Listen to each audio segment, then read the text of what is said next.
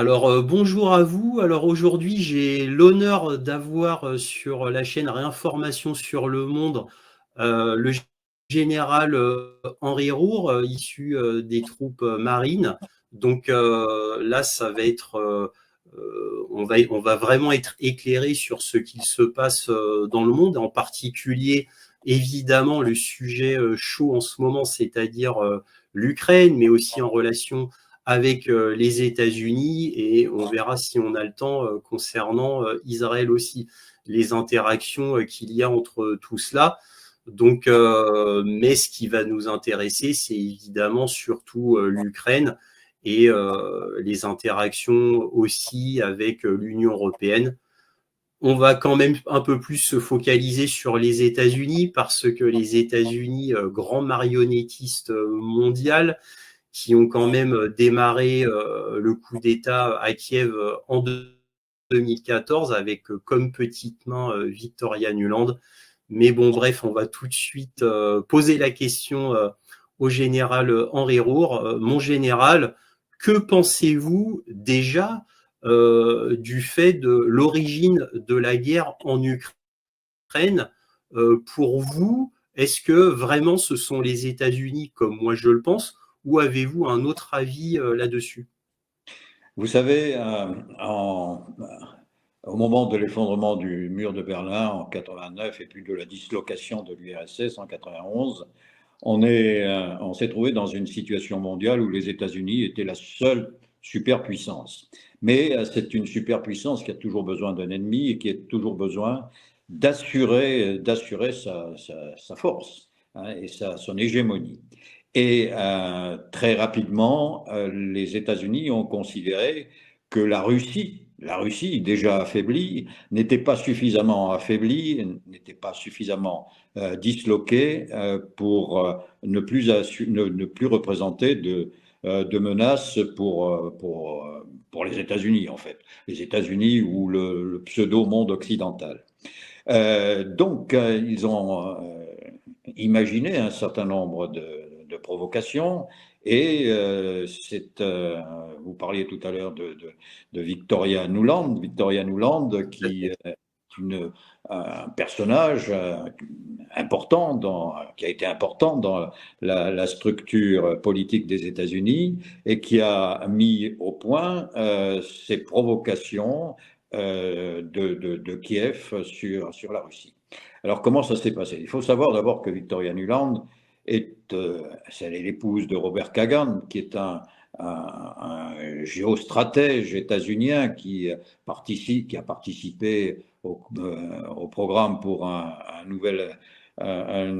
nouveau siècle américain, hein, le PNAC, qui est donc il fait partie de cette caste qui défend la suprématie des États-Unis, et Victoria Nuland est évidemment sur cette longueur d'onde. Il faut savoir d'elle aussi qu'elle est originaire par ses deux parents, de la région. C'est Tout une à fait. slave. Elle est de la région. En plus, elle faisait des études de littérature russe, de civilisation russe. Donc, elle était parfaitement, elle était la femme idoine pour mettre au point cette provocation des États-Unis face à la Russie, qui était, elle, en train d'essayer de se restructurer, qui se rapprochait de l'Europe, hein. Il y avait des relations commerciales de plus en plus denses, des relations industrielles de plus en plus efficaces. Je ne vais pas parler des gazoducs, hein, mais c'est une preuve parmi d'autres de ce rapprochement entre l'Europe et la Russie. C'était une raison aussi d'alimentation de la crainte des États-Unis. Donc, Madame Nuland, avec la CIA, évidemment, elle ne pouvait pas agir seule, a imaginé cette provocation, hein, d'abord l'affaire de la place Maïdan, et puis simultanément cette guerre interne menée contre les russophones et pro-russes du Donbass. 14 000 morts quand même. Oui. Et des Ukrainiens C'est en pareil. plus. Pardon? Et ce sont des Ukrainiens.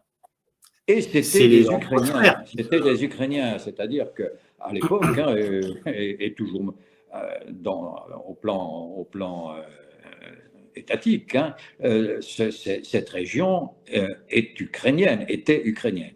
Donc, c'était des massacres de population ukrainienne par des Ukrainiens.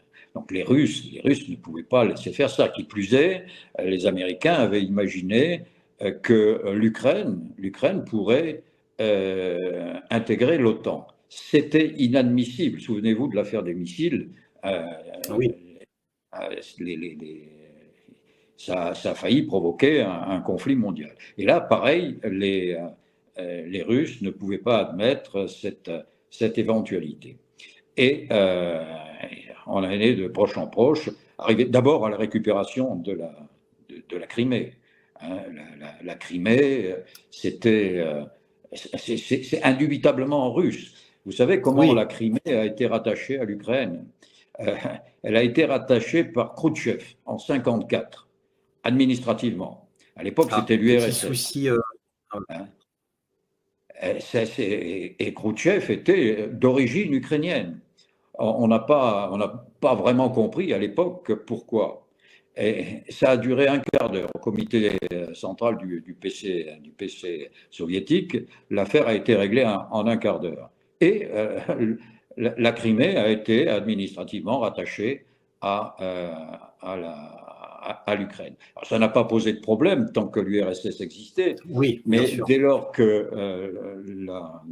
que l'URSS avait disparu, les, les habitants de Crimée se sont retrouvés dans un pays avec lequel ils n'avaient aucune histoire commune, ou pratiquement pas, en dehors de l'histoire de l'URSS. Donc il était, là aussi, il faut regarder l'histoire, il faut regarder le fond des choses. Là aussi, les Russes avaient parfaitement raison de récupérer une terre qui était la leur. Et je répète que nous autres Français, comme les Britanniques d'ailleurs, nous savons que la Crimée est russe. Elle est russe parce que elle a été prise par les Russes sur l'Empire ottoman, mais au milieu du 19e siècle, sous Napoléon III, avec les Britanniques, nous sommes allés nous battre. Souvenez-vous de la redoute de Malakoff, hein, c'est contre le tsar. Pourquoi? Ben, tout simplement parce que les Franco-Britanniques ne voulaient pas que la Russie ait un débouché sur la Méditerranée. Donc, la Crimée, Oui. récupérée par la Russie, c'était légitime. Par la suite, le Donbass, c'était des Russes et des russophones. Et quand vous avez des gens que vous considérez comme des compatriotes qui sont menacés, qui sont tués, ben, qu'est-ce que vous faites? Ben, si vous êtes un pays normal, un pays digne, vous intervenez. Et c'est une opération qui s'est déroulée et qui se déroule encore, et que les Russes n'ont pas voulu appeler guerre, mais opération militaire spéciale, pour rester Et dans donc, une convention de droit. alors pardonnez-moi, là, j'interviens. Je voulais avoir justement votre avis en relation avec tout ce que vous venez de dire. Que pensez-vous des actes et même des paroles d'Angela Merkel et de François Hollande et même de Trump, parce que Trump était là aussi pour cette affaire, donc après que la Crimée a été reprise par les Russes. Que pensez-vous des actes d'Angela Merkel, de François Hollande et même de Trump à cette époque-là, puisque on parlait des accords de Minsk 1, des accords de Minsk 2, et moi, comme je le disais souvent sur ma chaîne, eh bien, pour moi, Vladimir Poutine a été roulé dans la farine pendant au moins 8 ans, avant que finalement Alors, il réagisse. Que pensez-vous d'Angela Merkel, François Hollande et de Trump, leur rôle là-dedans? alors, Angela Merkel l'a avoué par la suite, Minsk 2, Mhm. c'était pour gagner du temps. C'était pour gagner du temps parce que l'OTAN, l'Ukraine surtout, n'était pas suffisamment armée et prête euh, pour le conflit qui allait se dérouler. Je crois que d'abord, Angela Merkel, comme François Hollande, comme la plupart des dirigeants européens, étaient bien obligés de suivre ce que les États-Unis de l'époque imaginaient s'agissant de la Russie. Peut-être savait-il que la Crimée était russe. D'ailleurs, François Hollande à un moment hésité. Hein, à un moment hésité. Je ne sais pas si vous vous souvenez, mais à l'époque, nous avions construit 2 porte-hélicoptères Oui, pour ah la oui, Russie. ah Hein, oui, je me 2 porte-hélicoptères pour la Russie. Hein, bon, ils étaient achevés, il n'y avait plus que la livraison. Et la France a fait l'objet de pressions terribles hein, de la part des oui, États-Unis, mais aussi de la part des tout à fait. Allemands, pour que ces bâtiments ne soient pas livrés. Hein. Ça n'a pas empêché les Britanniques, par exemple, de continuer à vendre de l'armement petit calibre et des munitions pour, de mémoire, 197 millions d'euros à la Russie. Mais Ah oui, bon, la France, ça paraissait beaucoup plus gros ah bah et oui. Hmm. ce que c'était, bien sûr. Et donc, elle a été soumise à des pressions qui ont finalement amené François Hollande à céder. Alors là, c'était déjà cette volonté de peser sur la Russie poutinienne, et donc de l'amener à une situation où elle n'aurait plus été une menace. Elle n'a jamais été. Alors, je crois que Non. là aussi, hein, il faut dire les choses. La Russie n'a jamais été, enfin, n'est pas une menace, et n'a pas été une menace pour l'Occident dès lors que l'URSS a éclaté. Euh, la Russie d'aujourd'hui a certainement hérité d'aspects soviétiques, hein, ça je n'en disconviens pas, mais elle s'est surtout rattachée à ses origines, à la Russie éternelle. Et la Russie éternelle n'a pas l'ambition idéologique de dominer l'Europe. Donc là aussi, on a eu Tout affaire à fait. avec les dirigeants occidentaux à une provocation, bon, parce qu'ils ont fait du suivisme. Angela Merkel, ça se comprenait, Oui. parce elle est née dans l'ancienne RDA, et son père était pasteur, et évidemment, elle a subi, le régime de l'Allemagne de l'Est. Hein. Ah Donc, là, elle avait ah, vis-à-vis de Moscou ouais. une attitude qui s'était constituée plus jeune face à l'URSS. Et donc, c'est cette confusion Et oui, que. mais là, permettez-moi d'intervenir. Là, il y a une exception. Alors, je suis entièrement d'accord, évidemment, avec tout ce que vous avez dit, bien sûr.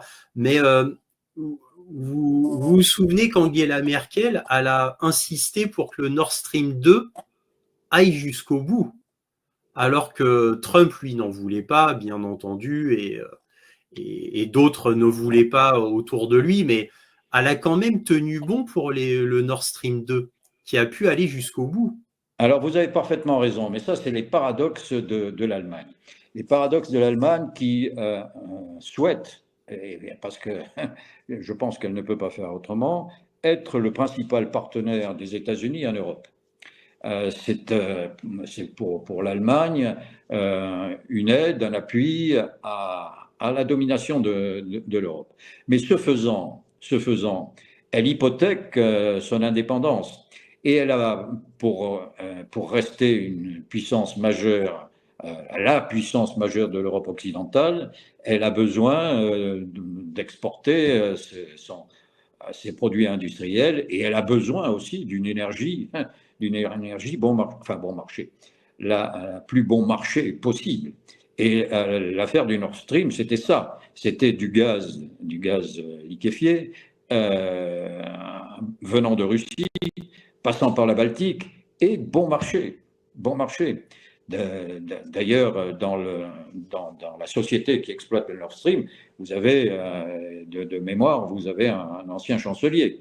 Hein. Et cette Ouais, il y a nécessité Gerhard Schröder. Hmm. d'énergie bon marché, évidemment, était un peu en contradiction avec la volonté des États-Unis de pénaliser la Russie. Du coup, les Allemands ont été obligés de se taire lorsque Nord Stream 2 a été saboté. Et pourtant, ils ont été lourdement pénalisés. Bah oui, pourquoi Olaf L'énergie, Scholz n'a rien dit? Parce que bien ça en sûr. fait de lui un traître, un grand traître à l'État allemand, et c'est en réalité un acte de guerre perpétré par les États-Unis envers l'Allemagne. C'est un acte de guerre, en réalité, techniquement. Oui, tout à fait. Parce que les États-Unis ont toujours craint une chose. Alors là, on peut revenir en arrière. Ils ont craint que, euh, et c'était impossible hein, quand on connaît les deux peuples, ils ont craint qu'une union entre la Russie et l'Allemagne vienne à les concurrencer. Et c'est vrai que Ah oui. théoriquement, si vous additionnez les puissances potentielles de la Russie, territoire immense, hein, avec des ressources formidables, et puis une population extrêmement industrieuse, et les possibilités de l'Allemagne et l'industrie allemande, vous avez un géant, un géant théorique. Et ça, les stratèges américains que j'évoquais tout à l'heure l'ont imaginé et l'ont refusé. Donc il n'y a pas de... En fait, du côté des États-Unis, il n'y a pas de contradiction à pénaliser l'Allemagne, tout en l'utilisant pour autre chose, à l'égard de la Russie notamment. Mais c'était une crainte que les États-Unis avaient. En fait, mais là, ça serait de la géopolitique un peu plus orientée vers le sud. S'il devait y avoir, et les Russes l'ont dit plusieurs fois, Chateaubriand d'ailleurs de mémoire l'a dit, De Gaulle l'a dit aussi, s'il devait y avoir une véritable alliance entre la France et la Russie, là oui, il y aurait une menace pour la domination la domination états-unienne.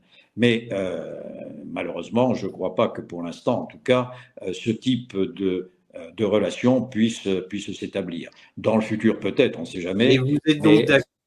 Pardon, excusez-moi. oui, mais Vous... c'est quelque chose qui pourrait là montrer une concurrence véritable aux Oui, bien États-Unis. sûr. Mais entre l'Allemagne et la Russie, ça n'est pas possible. Enfin, je pense que ce n'est pas possible, tant ces deux pays se sont opposés dans le passé. Vous savez, les Allemands, je suis désolé, je suis encore appel à mes souvenirs d'Allemand, d'Allemagne, pardon, de la langue allemande. Ils ont le Drang nach Osten, c'est la poussée vers l'Est. Et ils se sont toujours heurtés à la Russie. Il y a eu une compétition entre la civilisation russe et la civilisation allemande sur les pays, grosso modo, de l'Europe de l'Est. Et ça, c'est rédhibitoire, à mon avis. Il ne D'ailleurs, l'attitude de Merkel est claire à cet égard, est très significative. Il ne peut pas y avoir cette alliance entre la Russie et l'Allemagne. En revanche, Et- avec la France, oui. Avec la Mais France, pourtant, ça aurait été. il y a eu l'ère Gerhard Schröder, avec un grand rapprochement de l'Allemagne et de la Russie. Oui, d'ailleurs, Schröder, qui est dans l'administration de, de, de, de Nord Stream 2, hein. C'était, oui, oui, bien sûr. Voilà. Mais ça, c'était pour des raisons économiques. Et puis, Bien sûr, mais ce qui compte, c'est d'abord penser à son État avant de penser oui. à soi-même. Alors, c'était les raisons économiques ont été toujours des raisons pragmatiques, mais les relations politiques et les relations militaires parfois Ah oui. diffèrent. Je crois que là, c'est antinomique, hein. Une union entre l'Allemagne et la Russie, c'est impossible. Souvenez-vous aussi, pour illustrer cette impossibilité, le souvenir que les Russes, je dis bien les Russes, hein, ont de la Seconde Guerre mondiale. pour eux, c'est la grande guerre patriotique. Ah bah oui, bien sûr, oui, oui. Et c'était face à l'Allemagne. Ça a été terrible, hein, le siège de Stalingrad, qui a été très utile d'ailleurs, stratégiquement parlant, pour permettre les avancées, les débarquements des Occidentaux, soit en Normandie, soit en Provence. Normandie les Américains et en Provence pour les Français. Donc, ce siège a été formidable. Mais les Russes ont perdu face à l'Allemagne entre 25 et 27 millions de morts. C'est incroyable. Oui, mais Comment vous ne pouvez-vous pensez pas que… imaginer qu'un pays Oui, qui est déjà réticent à l'égard des Allemands puisse totalement oublier et faire alliance oui, avec… mais malgré tout, je le répète, il y a eu quand même Gerhard Schröder qui a quand même fait un rapprochement Russie-Allemagne, non pas parce qu'ils étaient amis ou ils voulaient un rapprochement politique, mais pour les intérêts supérieurs de l'Allemagne. Et même Angela Merkel a suivi les intérêts supérieurs de l'Allemagne et qui a si bien réussi à l'Allemagne. Allemagne qui a pu être numéro 1 en Europe grâce à une énergie pas chère. Donc en gros, grâce à la Russie. Parce que sans la Russie, il n'y aurait pas d'Allemagne telle que nous, on l'a connue en tant que numéro 1 en Europe avec sa puissance industrielle que l'on a connue. Bon là, maintenant, c'est la Bérésina, mais voilà. Et Olaf Scholz, au début, il était quand même réticent certainement pour la destruction des Nord Stream. Après, bon, il a joué les traîtres, il n'a rien dit. D'ailleurs, il ne relève même pas le fait en son propre pays. Mais bon, Olaf Scholz aurait pu penser aux intérêts supérieurs de l'Allemagne, à son propre peuple, plutôt qu'à une ancienne animosité qui n'avait plus lieu d'être en plus. Oui, alors là, vous confirmez la crainte des États-Unis. Quand les États-Unis ont vu ce rapprochement, ont vu cette relation économique entre la Russie, entre Moscou et Berlin, évidemment, ils ont été inquiets, ils ont interprété cette évolution d'une certaine manière. Ils ont craint pour leur puissance. Mais je répète, économiquement, oui. D'ailleurs, les Allemands n'étaient pas les seuls à bénéficier de cette relation avec Moscou. Hein. Les Français aussi. Les Français, énormément. Les Britanniques, de la même manière. Donc, évidemment, les Allemands étaient avec leur gaz et leur industrie les privilégiés dans cette évolution, mais je pense que ça ne pouvait pas aller jusqu'à une union politique. En revanche, un rapprochement, et là toujours il y a cette volonté de contrôler des États-Unis, un rapprochement qui était en train de se faire entre l'ensemble, l'Union européenne et la Russie, lui, était dans le domaine possible pouvait être confirmé. Ça aurait été un vaste ensemble qui, lui aussi, sur le plan économique, aurait pu pénaliser la puissance états-unienne. Donc on est là, évidemment, dans la complexité des interprétations de ce type de relation. Et au bilan, c'est encore les États-Unis qui ont été les maîtres du jeu, puisqu'ils ont interdit de fait ces relations, qu'elles aient été de l'Allemagne avec la Russie ou de l'Union européenne avec la Russie. Ça m'amène à ma question en bonne transition. Que pensez-vous de Donald Trump pour vous bon, évidemment, ce n'est que vous ne pouvez faire que des hypothèses, mais quel est votre avis de ce que va faire Donald Trump vis-à-vis de l'Union européenne et de l'Ukraine? Alors, bon, je pense que le personnage est assez, est insaisissable à bien des égards. Mmh. Il a annoncé qu'en 24 heures, il ferait la paix en Ukraine. Bon, 24 heures, c'était le symbole, c'était Oui. l'image, et je crois qu'il est déterminé à faire la paix. Pourquoi? Parce que euh, il s'est bien rendu compte que cette guerre était stérile, que la Russie avait gagné cette guerre. C'est un fait, on peut faire durer les combats, mais la Russie a gagné, donc c'est stérile. Et il Mmh. faut récupérer dans cette affaire ce qui peut être récupéré. Les États-Unis ont déjà saisi ou acheté une grande partie de l'économie ukrainienne, notamment dans l'agriculture, mais pas seulement.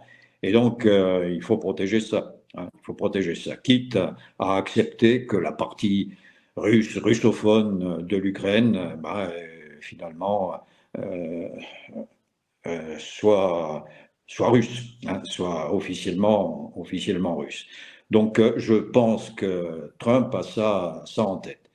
Qui plus est, c'est un stratège. Il a compris que les États-Unis étaient fatigués, un peu comme l'Europe, hein, que le complexe militaro-industriel avait des difficultés. Les Russes ont montré tout leur talent en matière d'armement, en matière de, de, Oui. Mmh. de De leur recherche. industrie militaire. Et vous savez qu'ils ont des missiles, vous êtes un spécialiste de l'armement, mais vous savez qu'ils ont des missiles hypersoniques et Oui, que tout à fait. pour les missiles hypersoniques, ça nécessite, euh, pour la pénétration dans l'atmosphère, autre chose que des alliages. Hein, Tout c'est à quelque fait. chose d'extrêmement compliqué que les Russes maîtrisent et que les États-Unis ne maîtrisent absolument pas. Donc Voilà. il y a un retard de la science états-unienne qui nécessite un peu de recul pour repartir de l'avant. Donc, Trump a compris que les forces états-uniennes n'étaient pas en mesure de soutenir une guerre, pardon, une guerre contre la Russie. C'était quasiment impossible. Mais pour avoir une paix, pourquoi Trump, tout simplement, d'après vous, bon, moi j'ai ma petite idée, mais j'aimerais avoir votre avis, pourquoi Trump ne fait pas un arrêt complet des donations d'armement et de finances à l'Ukraine, comme il aurait pu le faire d'ailleurs avec Israël pour arrêter le conflit du jour au lendemain à Gaza. Pourquoi là, il ne le fait-il pas en Ukraine? Parce que c'est toujours pas fait vraiment, malgré On ce peut qu'on faire entend. des suppositions, mais une guerre s'arrête pas brutalement. Il faut quand même qu'il y ait, qu'on mette en place des conditions. Donc, je suppose que dès à présent, et peut-être même avant l'arrivée de M. Trump au pouvoir, il y a eu des entretiens avec Moscou, avec le président Poutine. Donc, il faut laisser la part à la diplomatie pour voir les conditions. Et on ne peut pas laisser s'effondrer l'Ukraine totalement, parce que là, ça serait une victoire définitive et éclatante de Moscou, ce qui n'est pas non plus quelque chose d'admissible. Donc, pour l'instant, les États-Unis et l'OTAN, les puissances otaniennes, sont obligées d'abonder en armement et en capitaux l'Ukraine. Ça ne veut pas dire qu'ils souhaitent la poursuite de la guerre, mais il y a une nécessité de maintenir ce qui sera de préserver ce qui sera un statu quo. On ne peut pas du jour au lendemain quitter l'appui, abandonner l'appui à ce pays. Et Voilà. pourtant, lors de la campagne présidentielle, Donald Trump et son vice-président J.D. Vance avaient dit qu'ils arrêteraient de financer et d'armer l'Ukraine, car ça coûtait beaucoup trop cher aux États-Unis Et Trump disait qu'il ne voyait pas l'intérêt de l'Ukraine pour les États-Unis apparaître un centre de coût. C'est ce qu'il avait dit lors de la campagne présidentielle.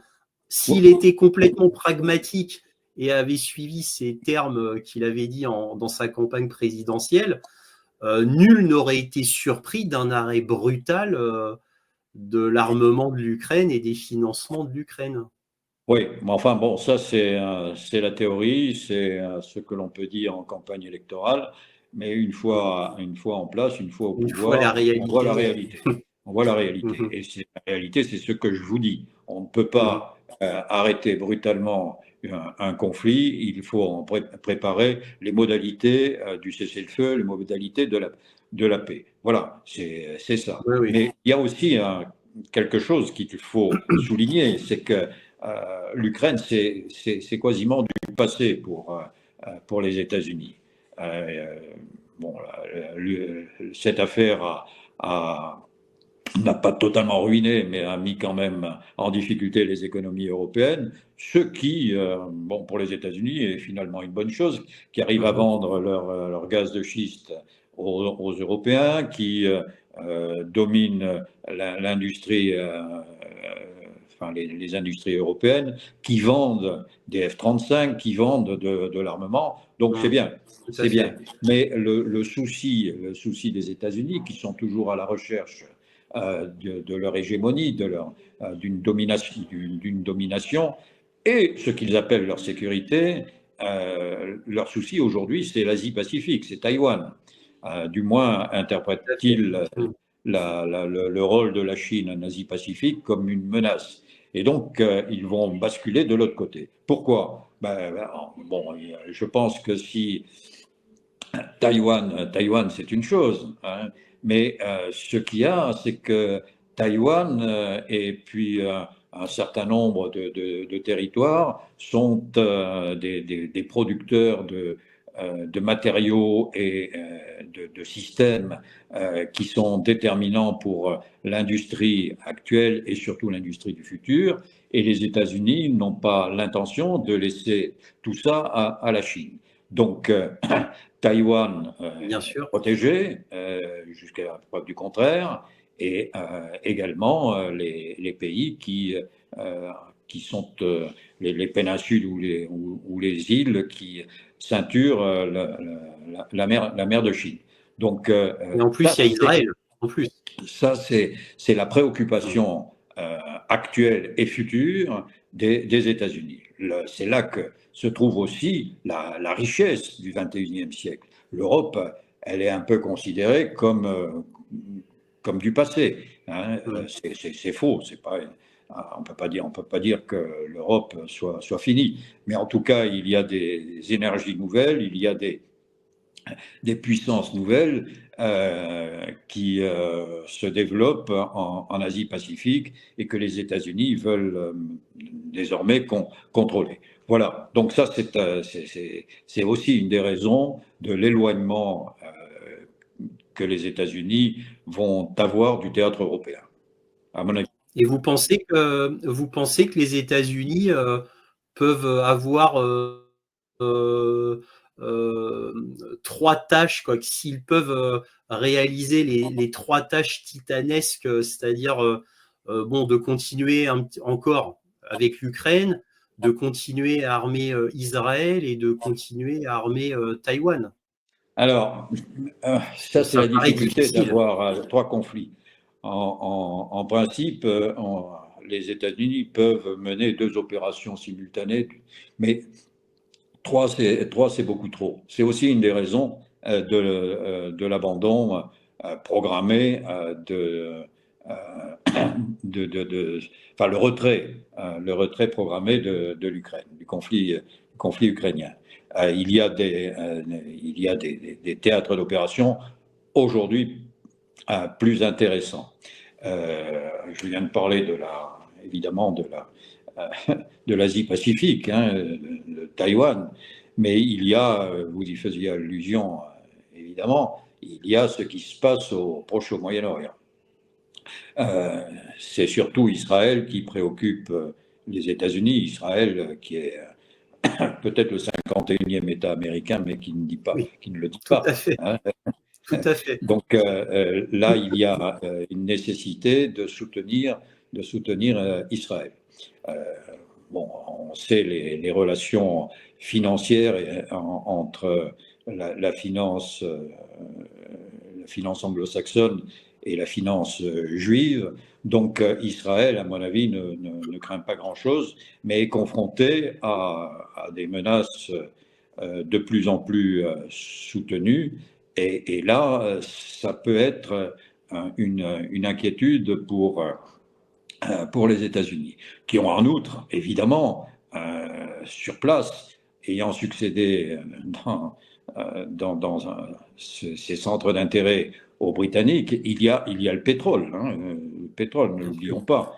Même si en Europe on parle des énergies nouvelles, dans le monde entier on parle toujours de pétrole. Hein. Donc il y a cette nécessité de contrôler, d'assurer un contrôle sur les réserves, les ressources pétrolières. Donc un théâtre d'opération qui inquiète les États-Unis, c'est bien le Proche et le Moyen-Orient. Vous savez que le, le, le Yémen, enfin les Houthis plus Les exactement, outils, oui.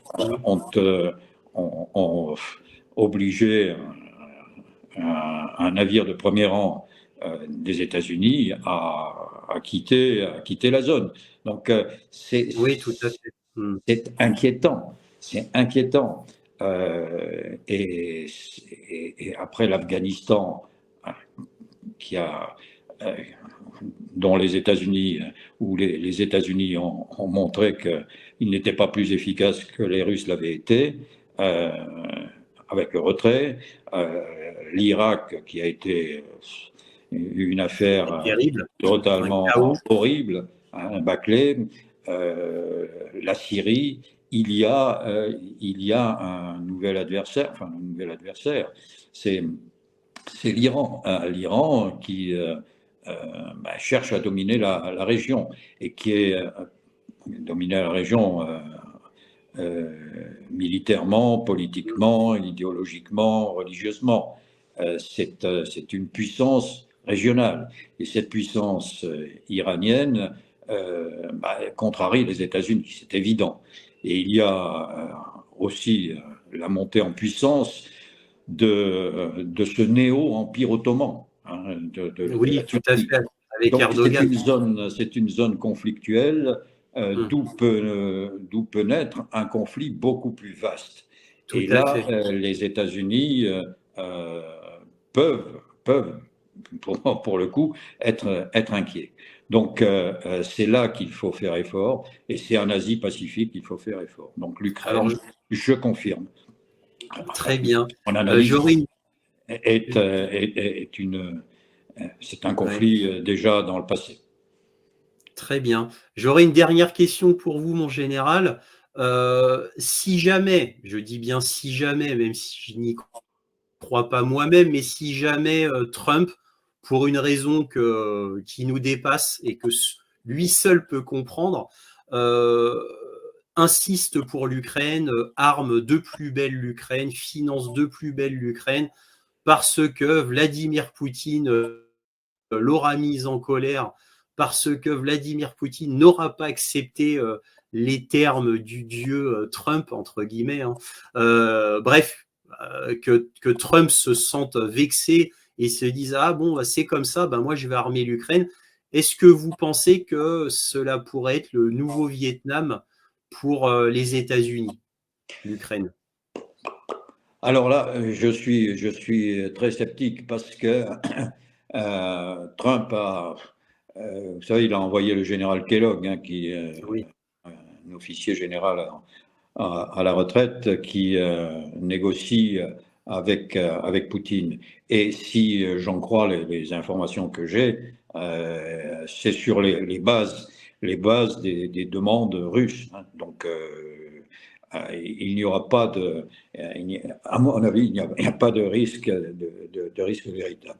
Là, c'est vraiment un sujet très, très théorique. Je pense que Ah Ça bah, serait, si les États-Unis continuaient à soutenir militairement l'Ukraine, je pense que l'Ukraine militairement s'effondrerait assez rapidement, oui, c'est malgré les sûr. apports Alors je vous dis d'armement. ça, je vous ai dit ça sur la base du fait que Vladimir Poutine a déjà refusé officiellement et fortement la première proposition de Donald Trump qui était en 3 points le cessez-le-feu, etc. Quoi, le fait que l'Ukraine voilà, pouvait, on va dire, garder les 4 oblasts en tant que mais devait ne pas prétendre les reprendre militairement ni diplomatiquement, mais que ça ferait toujours partie de l'Ukraine. Vous voyez ce que je veux dire? Oui, Et que l'OTAN, et que l'Ukraine pourrait rentrer dans l'OTAN, mais dans un temps X, 20 ans, 30 ans, etc. Ça, c'est la première feuille de route qu'a donné Trump à Vladimir Poutine, qui l'a refusé. oui, mais ça, il faut donner quand même des gages à Zelensky, hein, et on va lui dire, on vous abandonne, maintenant, c'est fini votre affaire, là. Je crois que, je répète, hein, d'après ce que j'ai pu lire, Poutine va obtenir ce qu'il veut. Il pourrait continuer la guerre, il pourrait dépasser le Donbass. D'ailleurs, il a montré, il n'a pas voulu prendre Kiev, hein, il a fait à l'époque une remarquable manœuvre, c'était en 2022, où il a menacé Kiev pour que les Ukrainiens allègent le front et que lui puisse pénétrer dans le Donbass. Donc, c'est on a en face deux personnages qui ont des obligations. Trump a des obligations vis-à-vis des Ukrainiens, il ne faut pas les humilier, hein. Et Poutine, lui, il a des obligations vis-à-vis de la Sainte-Russie. Donc, ils savent l'un et l'autre ce que chacun peut demander. Là, pour l'avenir de l'Ukraine, je crois plutôt à une sorte de partage, parce qu'on a voulu présenter l'Ukraine comme un pays. En fait, c'est hétéroclite, hein, presque Ouais, je crois savoir, hein. La partie Est tout à fait. bon, beaucoup plus polonaise, balte Oui, la que russe. partie ouest, ouais, le Lvov, La partie ouest, oui. ouais, Donc, l'ancienne Galicie. on va inévitablement vers un partage, et que la partie ouest, à un moment ou à un autre, soit admise sous des, pardon, sous des conditions très précises dans l'OTAN, euh, et notamment avec des conditions de délai, c'est possible. C'est possible. Bon, maintenant, ça, est-ce que ça sera dans les débats? Est-ce que Poutine l'acceptera? Je sais pas. On verra bien. On verra Bah, bien. oui. On peut pas anticiper sur des négociations. Elles ont pour Non. objectif d'assurer la paix. Maintenant, Et les puis, conditions, on verra bien. comme vous dites, Trump étant quelqu'un de foncièrement imprévisible, peut-être que ça lui prendra l'extrême inverse, c'est-à-dire de faire une petite crise en disant oh moi l'Ukraine j'en ai marre, ils ont qu'à capituler, moi j'arrête de leur donner des armes et qu'ils se débrouillent, que l'Union européenne se débrouille pour armer l'Ukraine, moi ça me coûte trop cher, etc. Bon, Alors, c'est ce ça que, pourrait être oui, ça aussi, oui, mettre il y le aura fardeau sur l'Union européenne. Oui, bon, les Britanniques, paraît-il, seraient prêts à continuer. Mais enfin bon, il faut être réaliste, hein. L'Union européenne, même en additionnant les possibilités de tous les pays, l'Union européenne n'est pas capable de soutenir un conflit Oui, seul en tout à Ukraine. fait. C'est utopique. Là, Sans c'est les États-Unis. Mm. dans les États-Unis, hein. Ah oui, tout à fait. Ouais. Voilà, donc non, ça, je n'y crois absolument pas. Je n'y Très crois bien. absolument pas. Maintenant, une question qui se pose, quel est l'avenir de l'OTAN? Ah, Euh, oui, parce que là, tout va dépendre de Trump. Tout va dépendre de Trump, qui a déjà demandé une augmentation de la participation des pays européens. Et Ouais. puis, l'OTAN, là, aura une défaite, hein. C'est assez, c'est couru, hein. Ouais. Donc, quel est l'avenir de cette organisation qui, à mon sens, n'aurait pas dû survivre à, Oui, à l'effondrement après de 91 1991. Hmm. de l'URSS, parce que si on revient au statut, c'est la protection des pays, les pays membres de l'Alliance Atlantique au cas où l'un ou l'autre serait agressé. L'Ukraine n'en faisait pas partie, hein, autant que je Tout à sache. fait. Tout à Donc, fait, tout à fait. est-ce que l'OTAN a une raison d'être? Non, en tant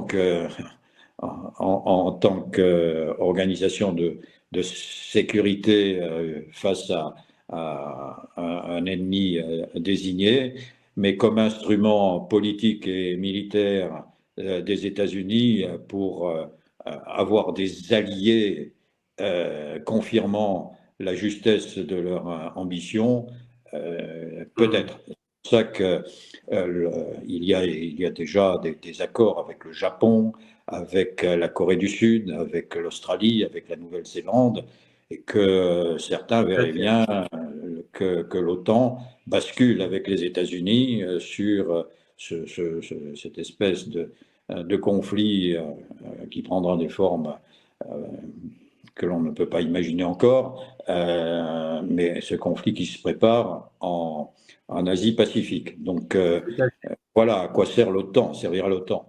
Mais Bon. sinon c'est une défaite, hein, Bon. en Europe. Très bien. Bah écoutez, mon général, ce sera les derniers mots, les mots de la fin. On arrive au temps imparti. En tous les cas, mon général, je vous remercie infiniment d'avoir participé à cette émission, d'avoir participé à cette chaîne Réinformation sur le Monde. Merci beaucoup pour tout cela. Merci pour vos éclairages. Ça a été très, très instructif.